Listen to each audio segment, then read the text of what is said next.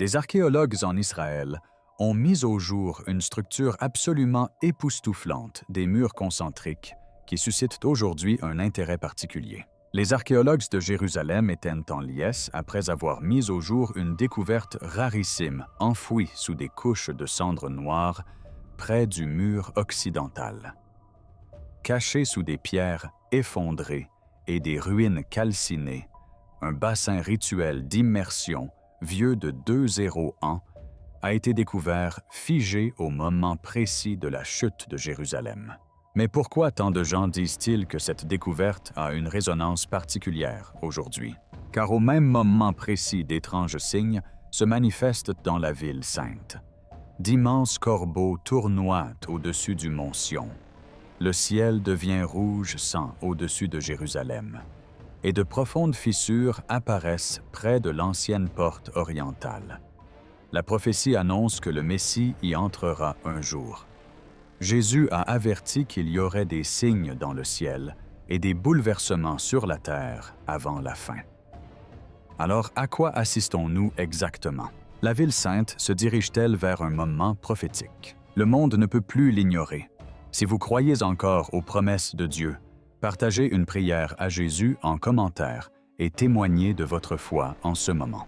Des archéologues ont fait une découverte stupéfiante à Jérusalem, sous l'esplanade du mur occidental, un mikvé ou bassin d'immersion rituel juif vieux de 2 ans, datant de la période du Second Temple avant la destruction de Jérusalem par les Romains en 70 après Jésus-Christ.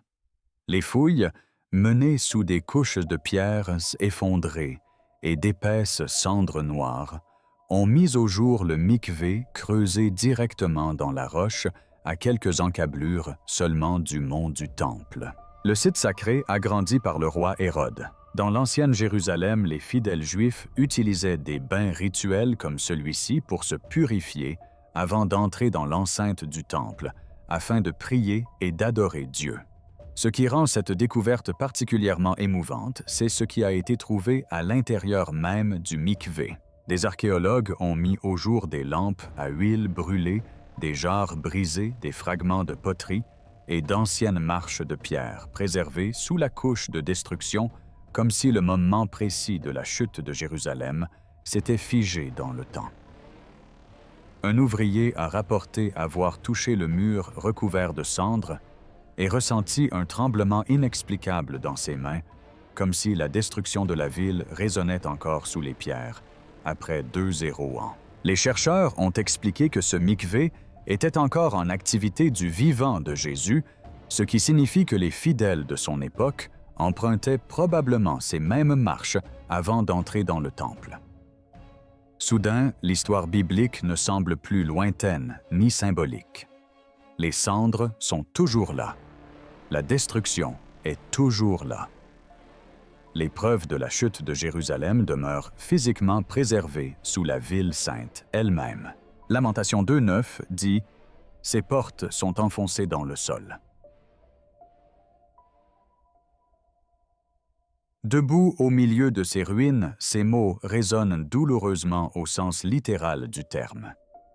Jérusalem a véritablement brûlé. Ces lieux saints ont véritablement disparu sous les cendres et les pierres. Ce mikvé incendié est à la fois un mémorial du jugement et un rappel silencieux de la fidélité de Dieu. Même dans les cendres, ses promesses demeurent, et tandis que cette ancienne plaie se rouvrait doucement sous terre, le ciel au-dessus de Jérusalem commença à s'agiter porteur de ses propres signes mystérieux. Ce qui se passa ensuite ne se déroula pas sous terre, mais haut dans le ciel, au-dessus du lieu le plus sacré de la terre. Un soir tard, au-dessus du mont du Temple et du mont Maria, une remarquable lumière bleue argentée apparut. Ce n'était ni la lueur ordinaire de la ville, ni les phares des avions, ni aucun reflet connu. Cette douce et puissante radiance se répandit lentement sur toute la zone, planant silencieusement pendant plusieurs heures. Elle illumina délicatement le dôme du rocher, le mur occidental et les anciennes pierres sacrées d'une beauté éthérée, avant de s'estomper lentement à l'approche de l'aube sur Jérusalem. Des milliers de témoins se rassemblèrent, saisis d'admiration. Des vidéos se propagèrent rapidement à travers le monde. Nombreux furent ceux qui tombèrent à genoux, les larmes aux yeux, sentant qu'ils assistaient à un phénomène inexplicable. La lumière demeura parfaitement immobile et silencieuse, différente de tout ce qu'ils avaient vu auparavant. Les scientifiques ont enregistré le phénomène et suggéré qu'il pourrait s'agir d'un événement atmosphérique rare impliquant des particules chargées ou des formations nuageuses inhabituelles. Pourtant, même avec leurs instruments, ils n'ont pu déterminer sa source précise ni expliquer pourquoi il est resté immobile si longtemps au-dessus de ce lieu sacré. Ceux qui connaissaient les Écritures, en revanche, ont ressenti une profonde émotion. Le prophète Ézéchiel a décrit une vision similaire de la présence divine. Voici la gloire du Dieu d'Israël venait du côté de l'Orient, et sa voix était comme le bruit des grandes eaux, et la terre resplendissait de sa gloire. La gloire de l'Éternel entra dans le temple par la porte qui donne sur l'Orient. Et voici la gloire de l'Éternel remplissait le temple. Cette lumière argentée bleutée apparut soudainement au-dessus de la montagne, même où Abraham offrit Isaac en sacrifice et où se dressait jadis le temple de Salomon, résonna comme un doux rappel. Le Dieu qui jadis emplit le tabernacle et l'antique temple de sa gloire n'a pas oublié Sion. Se pourrait-il qu'il soit en train d'attirer à nouveau l'attention du monde entier sur ce lieu? Puis, l'atmosphère au-dessus de Jérusalem devint profondément inquiétante. L'air devint lourd, dense, presque irrespirable, comme si la ville sainte elle-même était écrasée sous un poids invisible. Depuis plusieurs jours, la crainte grandissante de la guerre de l'instabilité et des avertissements de Jésus concernant les derniers jours se répandait dans la région. Nombreux étaient ceux qui se posaient en silence la même question. Nous rapprochons-nous du chaos annoncé par les Écritures avant le retour du Christ? C'est alors que la tempête éclata. Sans prévenir, de violents grêlons s'abattirent sur Jérusalem. Des témoins décrivirent des blocs de glace si gros qu'ils pouvaient briser des toits, endommager des véhicules et fissurer les vieux chemins de pierre de la vieille ville. Le grêlon résonnait violemment dans les rues étroites près du mont du Temple, tandis que les habitants, terrifiés, se précipitaient pour se mettre à l'abri. Mais ce qui perturba le plus la population, ce fut ce qui suivit. La pluie qui s'est abattue sur Jérusalem avait une étrange teinte rougeâtre, tachant certains quartiers et laissant des traces visibles longtemps après la fin de l'orage. Les météorologues peinaient à expliquer la taille des grêlons et la coloration inhabituelle de la pluie. Certains évoquaient la présence de poussières atmosphériques et de particules minérales transportées par des systèmes météorologiques instables. D'autres reconnaissaient que l'orage s'était comporté différemment des phénomènes régionaux habituels. Pour ceux qui en ont été témoins, la scène a immédiatement ravivé le souvenir des plaies bibliques et des avertissements de la fin des temps.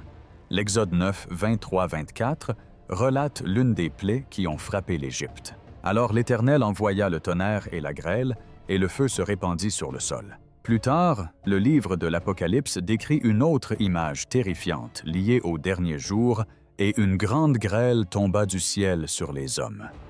Ces signes sont destinés à nous éveiller, non à nous terrifier et à nous désespérer, mais à tourner nos cœurs vers le seul refuge sur Jésus-Christ.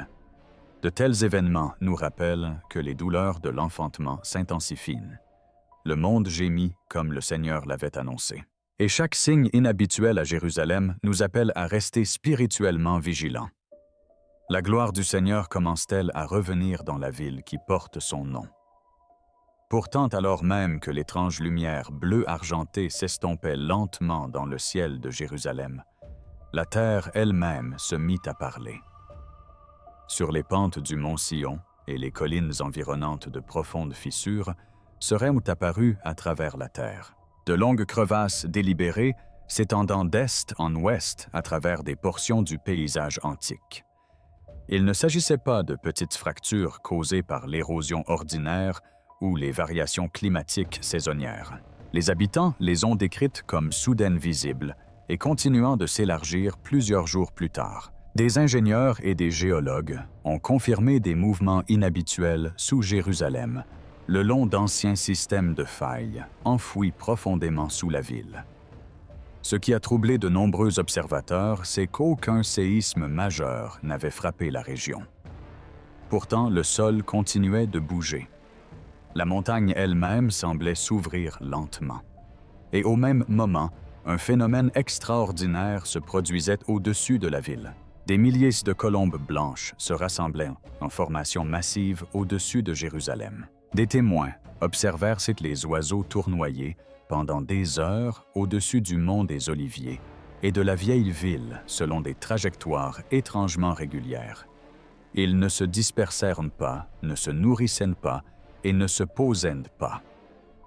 Leurs mouvements étaient d'une précision quasi parfaite, sillonnant le ciel comme guidés par un phénomène invisible. Les scientifiques tentèrent d'expliquer ce phénomène par une anomalie migratoire inhabituelle, possiblement liée à une instabilité atmosphérique ou à des perturbations magnétiques. Pourtant même, les experts reconnurent leur incapacité à expliquer l'apparition des colombes à cet endroit précis au moment même où le sol de Jérusalem se déformait. Pour de nombreux croyants, cette image revêtit immédiatement une profonde signification biblique. Lors du baptême de Jésus, l'Esprit de Dieu descendit sur lui comme une colombe au bord du Jourdain. Mais le parallèle le plus frappant se trouve peut-être dans le livre du prophète Zacharie. Zacharie 14,4 rapporte ces paroles. « En ce jour-là, ses pieds se poseront sur le mont des Oliviers. Le mont des Oliviers se fendra en son milieu à l'Orient et à l'Occident. » Pendant des siècles, beaucoup interprétèrent ces versets comme une prophétie lointaine. Et pourtant maintenant, alors que des fissures se propagent sur les collines qui entourent Jérusalem d'est en ouest les gens, impossible d'oublier l'avertissement écrit il y a des milliers d'années. Nahum 5 évoque aussi la puissance de la présence divine, les montagnes tremblent et les collines fondent. C'est pourquoi des moments comme celui-ci sont si bouleversants pour beaucoup de ceux qui observent Jérusalem en ce moment. Car tout au long de la Bible, la terre elle-même a souvent réagi lorsque Dieu est intervenu dans l'histoire. D'immenses nuées de corbeaux et de corneilles se seraient rassemblées au-dessus de Jérusalem, formant d'épaisses formations noires que beaucoup d'habitants n'avaient jamais vues auparavant. Des centaines d'oiseaux sillonnaient le ciel au-dessus du mont des Oliviers et de certains quartiers de la vieille ville, leurs ailes résonnant dans les ruelles pavées. Les témoins ont décrit ce bruit comme assourdissant, presque comme le grondement d'un orage qui précède son arrivée. Des vidéos diffusées en ligne montraient les oiseaux tournoyant à plusieurs reprises au-dessus de lieux sacrés liés à l'histoire biblique. Par moments, leur formation semblait être étrangement coordonnée, tournoyant ensemble en vagues quasi parfaites, avant de se resserrer soudainement au-dessus de la ville. Certains habitants figés observaient depuis les toits et les balcons le ciel de Jérusalem s'assombrir sous l'effet de ces mouvements. Les ornithologues ont tenté d'expliquer le phénomène par des variations des systèmes de pression, des conditions météorologiques instables et d'éventuelles perturbations électromagnétiques affectant les comportements migratoires. Les scientifiques ont noté que les oiseaux sont souvent extrêmement sensibles aux changements atmosphériques bien avant que les humains ne les remarquent. Pourtant, même avec ces explications, beaucoup ont admis que le moment et la persistance de ces formations semblaient inhabituelles, car elles ne se produisaient pas de manière isolée. Jérusalem connaissait déjà d'étranges lumières atmosphériques des mouvements de terrain et une instabilité croissante dans toute la région. Et maintenant, le ciel lui-même semblait agité. Pour de nombreux croyants, l'apparition des corbeaux revêtait une signification biblique immédiate. Dans les Écritures, les corbeaux apparaissent souvent lors de périodes de transition de jugement, de survie et de providence divine. Après le déluge, Genèse 8:7 rapporte que Noé lâcha d'abord un corbeau dans le monde après que les eaux commençait à se retirer. L'oiseau parcourut un monde encore marqué par le souvenir du jugement et de la destruction. Des années plus tard, durant l'une des périodes les plus sombres de l'histoire d'Israël, Dieu se servit de nouveau des corbeaux. Le premier livre des Rois, 1746, décrit comment les corbeaux nourrirent le prophète Élie pendant une sécheresse dévastatrice, tandis que les nations subissaient le jugement pour s'être détournées de Dieu. C'est ce qui rend ces images si poignantes pour beaucoup de ceux qui observent Jérusalem. Dans toute la Bible, les oiseaux apparaissent souvent avant les grands bouleversements de l'histoire, avant la famine, avant le jugement, avant la restauration, avant que Dieu ne conduise son peuple vers une nouvelle ère. Pendant des millénaires, le vent d'Est dans les Écritures n'a jamais été décrit comme un vent ordinaire. Il survenait lors de moments d'avertissement, de bouleversement, de jugement et de transition. Aujourd'hui, nombreux sont ceux qui, à Jérusalem, s'interrogent « Pourquoi ce même vent s'est-il remis soudainement à souffler sur la ville sainte ?» Tout a commencé discrètement. Un courant sec plus fort que les vents saisonniers habituels est arrivé du désert en fin d'après-midi. En quelques heures, l'atmosphère au-dessus de Jérusalem changea radicalement. D'épais nuages de poussière rouge sombre envahirent. L'horizon engloutissant les collines lointaines et recouvrant les vieilles rues, pavées d'une étrange brume cuivrée. La visibilité chuta rapidement. Le soleil lui-même semblait déformé, suspendu bas au-dessus de la ville comme une sphère rouge, sans à peine visible à travers la poussière. Les habitants décrivaient l'air comme suffocant. Des passants près du rempart ouest disaient sentir un goût métallique. D'autres se plaignaient de maux de tête, de brûlures aux yeux et d'une sensation d'oppression inhabituelle dans la poitrine, tandis que le vent s'intensifiait dans les ruelles étroites de la vieille ville. Les commerçants se précipitaient pour fermer leurs boutiques, la poussière s'infiltrant sous les vitrines et s'accumulant en épaisses couches le long des escaliers et sur les pierres de prière. Les météorologues ont confirmé que l'événement était bien plus intense que l'activité éolienne désertique habituelle. Les experts ont noté que les vents d'Est sont fréquents dans la région à certaines saisons. Cependant, ce système est resté exceptionnellement persistant et transportait des traces minérales qu'on ne trouve généralement pas dans les tempêtes de poussière ordinaires. Des instruments ont détecté des particules fines se répandant sur de vastes zones de Jérusalem pendant des heures après le passage des principales rafales. Pourtant, pour de nombreux croyants témoins de ces événements, les explications scientifiques n'apportaient qu'une réponse partielle. Car dans toute la Bible, le Vendée marquait souvent les moments où Dieu permettait un changement. Dans l'Exode, il propagea le fléau des sauterelles à travers l'Égypte avant la chute du Pharaon. Dans l'histoire de Jonas, un vent d'Est brûlant s'abattit sur le prophète dans le désert, lors d'une confrontation spirituelle. Ézéchiel a utilisé l'image du vent d'Est pour décrire le flétrissement, l'exposition et la disparition de ce qui ne pouvait plus survivre. Tom, aujourd'hui, il est difficile pour beaucoup d'ignorer cette même image. Impossible de ne pas remarquer combien de fois l'Écriture associe le vent à la préparation, à la séparation, à la révélation de ce qui était caché sous la surface. C'est peut-être pour cela que l'atmosphère à Jérusalem était si pesante durant ces heures. Ce n'était pas seulement la poussière, c'était le sentiment qu'une force invisible traversait la ville, portée par le vent lui-même. Et si les avertissements dont Jésus parlait n'étaient plus de lointaines prophéties, mais des sons qui résonnent déjà à travers la terre, et si la trompette mentionnée dans les Écritures était plus proche qu'on ne le croit, car en ce moment même, à Jérusalem, de nombreux habitants disent que les nuits ne sont plus normales. Un son grave et métallique aurait commencé à résonner dans certains quartiers de Jérusalem tard après le coucher du soleil. Les témoins l'ont décrit comme un son grave résonnant et d'une puissance anormale. Un mélange entre le bruit d'un chauffeur et la vibration d'une structure d'acier se déplaçant profondément sous la ville. Pourtant, aucune source visible n'a pu être trouvée.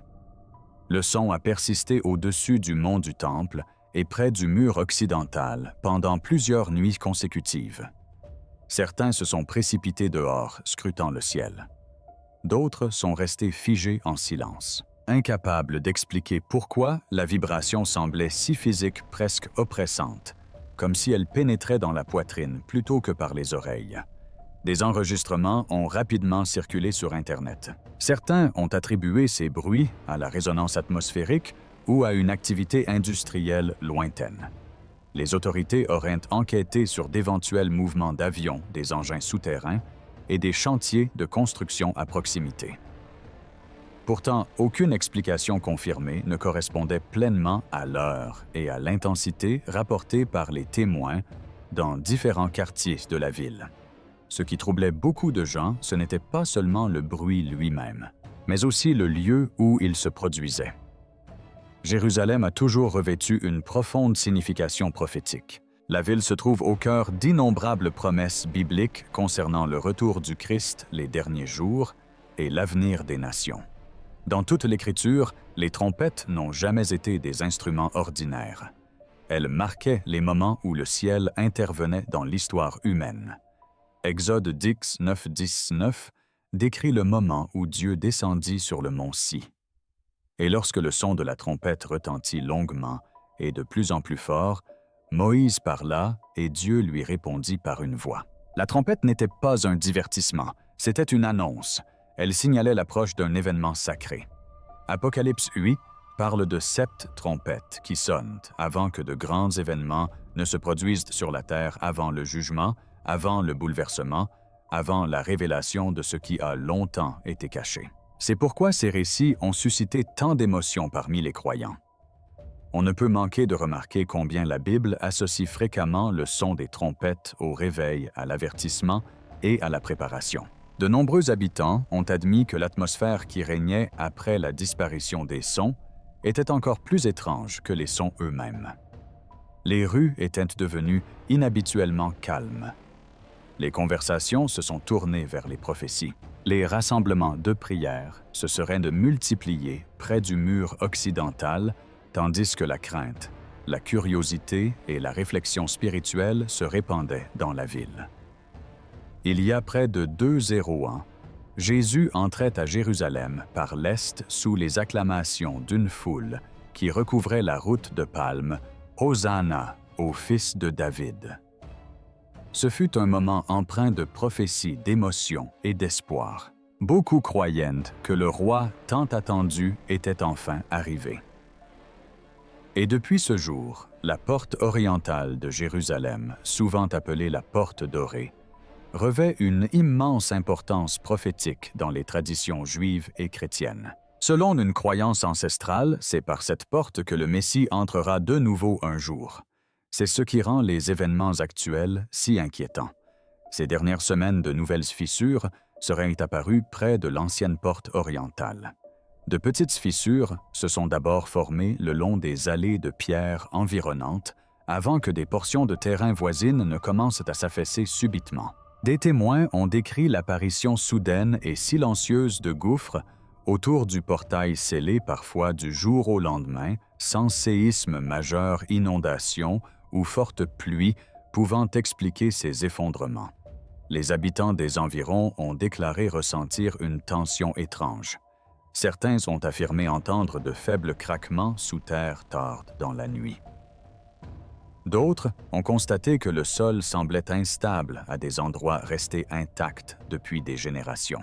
Les ingénieurs ont confirmé des signes de glissement de terrain sous certaines portions de l'ancien terrain entourant la porte. La pression géologique et l'instabilité souterraine ont été évoquées comme explications possibles. Pourtant, nombreux étaient les habitants qui ne pouvaient ignorer le moment choisi. Jérusalem était déjà en proie à d'étranges phénomènes atmosphériques, des sons semblables à des trompettes, des intempéries violentes et un malaise grandissant. Désormais même, le sol entourant l'un des lieux les plus sacrés de Jérusalem semblait bouger. Et pour les croyants familiers des Écritures, le symbolisme est indéniable. Ézéchiel 44, 12 parle précisément de cette porte. Il me ramena ensuite par la porte du sanctuaire extérieur qui regarde vers l'est, et elle était fermée. Alors l'Éternel me dit, « Cette porte restera fermée.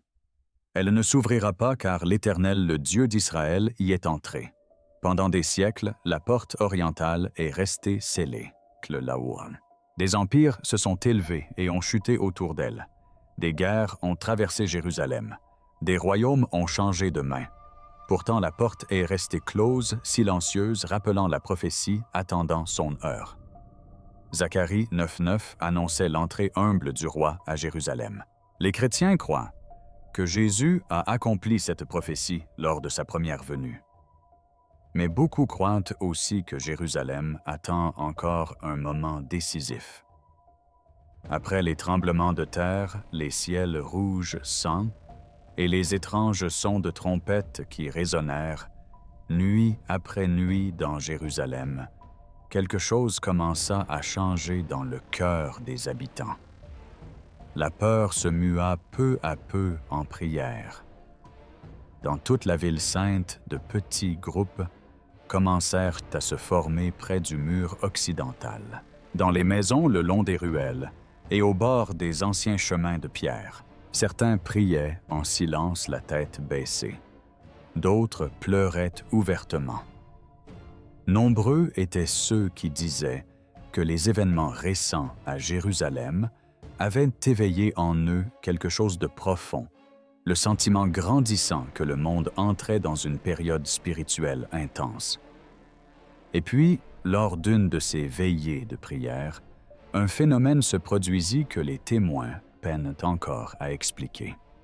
Tandis que les dernières prières étaient prononcées et que la ville sombrait dans le silence. Une douce lueur rayonnante serait apparue au-dessus d'eux. Elle n'a pas surgi soudainement comme un éclair. Elle s'est déplacée lentement, presque doucement, se répandant dans le ciel sombre, au-dessus du rassemblement d'une pâle lueur dorée. Contrairement au reflet habituel de la ville, les témoins ont décrit cette lueur comme vivante. La lumière pulsait doucement, s'intensifiant et s'atténuant par lentes vagues, comme une respiration. Certains ont dit que l'atmosphère autour d'eux avait immédiatement changé. L'air semblait plus lourd, mais aussi plus paisible. Les conversations se sont tues, les téléphones se sont baissés. Au lieu de paniquer beaucoup, restèrent immobiles, le regard tourné vers le ciel en silence. Plusieurs témoins confièrent plus tard avoir ressenti un besoin impérieux de prier. D'autres racontèrent avoir eu les larmes aux yeux sans vraiment comprendre pourquoi. Un habitant expliqua avoir eu l'impression que le bruit et la peur qui régnaient à Jérusalem s'étaient soudainement dissipés pendant quelques brefs instants, remplacés par un calme profond qui s'était installé sur toute la région. Ce qui rendit l'événement encore plus poignant, c'est le moment où il survint. Cela se produisit après des semaines de signes étranges autour de la ville des secousses sous Jérusalem, des corbeaux, tournoyant dans le ciel de violentes tempêtes, un ciel rougeoyant et des bruits mystérieux près du mont du Temple. De nombreux croyants témoins de ces événements avaient déjà commencé à se réunir régulièrement pour prier et implorer la miséricorde divine, la protection et un réveil spirituel. Acte 2. 14. Décrit un moment où les disciples du Christ étaient rassemblés en prière avant que la présence de Dieu ne se manifeste soudainement et avec puissance parmi eux. Dans toute l'Écriture, les rencontres divines surviennent souvent d'abord dans le calme, non pas à travers le chaos, mais dans le silence, l'adoration et l'abandon. Le psaume 27, 1 proclame « L'Éternel est ma lumière et mon salut. De qui aurais-je peur ?» Ce verset prit soudain une résonance profondément personnelle pour nombre de personnes se tenant sous cette lueur. Alors que les signes étranges entourant Jérusalem continuaient de s'intensifier, l'attention se détourna peu à peu du ciel pour se recentrer sur la ville elle-même. Car tandis que les habitants priaient, des journalistes documentaient des activités inhabituelles se déroulant à huis clos dans toute la capitale. les uns après les autres de hauts responsables des conseillers. Des diplomates et des chefs religieux commencèrent à arriver à Jérusalem. En un laps de temps remarquablement court, des convois de sécurité sillonnèrent des zones interdites tard dans la nuit. Les rues entourant les bâtiments gouvernementaux ont été soudainement fermées. Des réunions prévues ont été discrètement modifiées, reportées ou annulées, sans explication claire. Les journalistes couvrant l'événement ont décrit une atmosphère tendue et inhabituellement secrète en ville. Très peu d'informations ont été rendues publiques. Certains pensent que ces rassemblements étaient simplement liés à l'instabilité croissante dans la région. D'autant plus que les tensions internationales continuaient de s'aggraver sur de multiples fronts. D'autres évoquaient des négociations politiques, une coordination militaire ou des discussions d'urgence menées en coulisses. Mais pour de nombreux croyants observant ces développements parallèlement aux autres événements étranges qui entouraient Jérusalem, le moment choisi revêtait une signification spirituelle particulière. Car tout au long des prophéties bibliques, Jérusalem est décrite comme la ville où convergera l'attention des nations. Zacharie 14. 2 contient un avertissement qui donne à réfléchir, car je rassemblerai toutes les nations contre Jérusalem pour la bataille. Pendant des siècles, ces paroles ont suscité débats, spéculations et craintes. Aujourd'hui, à l'ère où chaque mouvement à Jérusalem peut être instantanément suivi dans le monde entier, nombreux sont ceux qui constatent à quel point la ville se retrouve souvent au cœur des tensions internationales. Joël 3.2 évoque également le rassemblement des nations pour un jugement concernant Jérusalem et la terre d'Israël. Ces passages jadis perçus comme des prophéties lointaines appartenant à une autre époque sont désormais discutés quotidiennement en ligne. Tandis que les dirigeants politiques, les alliances militaires et les voix religieuses concentrent de plus en plus leur attention sur la ville sainte. Parallèlement à ces tensions, une autre tendance se dessine sur les réseaux sociaux au sein des églises, des groupes de prière et des communautés en ligne. Des personnes de différentes nations auraient commencé à partager des rêves saisissants, des visions et de fortes impressions spirituelles liées à Jérusalem et au retour du Christ. Certains décrivent des rêves où retentissent des trompettes. D'autres parlent de lumière sur la ville, de tremblements de terre de foule en prière ou d'avertissements les incitant à rester vigilants spirituellement. Joël 2.28 parle d'un temps où vos fils et vos filles prophétiseront. Vos vieillards auront des songes, vos jeunes gens des visions. Acte 21.17 réitère cette même promesse lors de l'effusion du Saint-Esprit. Non pas parce que chaque événement confirme la prophétie de manière flagrante, mais parce que de nombreux signes, tensions, avertissements et prises de conscience semblent se manifester simultanément autour de la ville même que les Écritures désignent depuis des millénaires. Lorsque Jésus parlait des derniers jours, il ne décrivait pas un événement unique et soudain. Il décrivait des schémas des vagues, des événements s'enchaînant les uns aux autres jusqu'à ce que le monde commence lentement à percevoir qu'un phénomène plus profond se déroule sous la surface de la vie ordinaire. Matthieu 24 parle de guerres, de tremblements de terre, de tromperies de peur parmi les nations et de signes célestes apparaissant simultanément. Non pas des incidents isolés, séparés par des siècles, mais des pressions convergentes qui façonnent le monde avant son retour. C'est précisément pourquoi tant de gens observent Jérusalem avec tant d'attention en ce moment. Car ce qui s'y passe n'est pas un phénomène isolé. Les secousses sous la ville, les étranges lumières au-dessus du mont du Temple, les sons de trompettes qui résonnent dans les rues, les violentes tempêtes, le ciel rougeoyant, le rassemblement des nations, la peur, les prières, le réveil spirituel. Chaque événement pris individuellement peut avoir une explication plausible. Pourtant, ensemble, ces éléments forment un schéma que de nombreux croyants ont de plus en plus de mal à ignorer. Hébreux 12.27 parle d'un bouleversement futur, mais encore une fois, non seulement j'ébranle la terre, mais aussi le ciel. Le but de ce bouleversement n'est pas la destruction seule, mais la révélation, afin que tout ce qui est temporaire, faux et instable disparaisse, ne laissant subsister que l'Éternel. C'est le message profond que beaucoup de chrétiens commencent à ressentir en ce moment, la prise de conscience que ce monde, avec tous ses systèmes, ses distractions et ses conflits, ne peut offrir une paix durable sans Dieu. L'Écriture appelle sans cesse les croyants à rester spirituellement éveillés, enracinés dans la foi et préparés dans leur cœur. Jésus lui-même a averti ses disciples de veiller attentivement, car beaucoup s'endormiraient spirituellement tandis que les signes se déploieraient autour d'eux. Et c'est peut-être pourquoi Jérusalem demeure au cœur des réflexions prophétiques. Elle est plus qu'une ville, un lieu de rencontre entre l'histoire, la promesse, la souffrance, la rédemption et l'espérance. Matthieu 25, 13 nous avertit clairement « Veillez donc, car vous ne savez ni le jour ni l'heure où le Fils de l'homme viendra. » Merci de m'avoir accompagné tout au long de ce cheminement.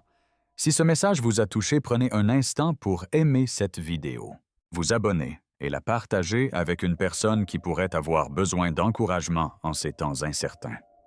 Et si vous croyez que Jésus-Christ veille toujours sur son peuple, laissez une prière dans les commentaires ci-dessous. Que Dieu vous protège, fortifie votre foi et remplisse votre foyer de paix.